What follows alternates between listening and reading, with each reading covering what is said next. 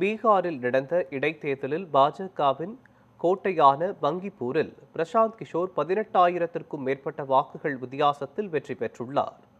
மாநிலங்களவைக்கு தேர்வானதைத் தொடர்ந்து பாஜக தலைவர் நிதின் நவீன் ராஜினாமா செய்ததால் காலியான இந்த தொகுதிக்கு கடந்த ஜூலை 30ஆம் தேதி இடைத்தேர்தல் நடைபெற்றது. 1995ஆம் ஆண்டு முதல் பாஜகவின் பலமான கோட்டையாக இருந்த பங்கிப்பூரில் இந்த முறை கடும் போட்டி நிலவியது. 32 சுற்றுகள் முடிவில் பிரசாந்த் கிஷோர் 64,151 வாக்குகள் பெற்று வெற்றி பெற்றார்.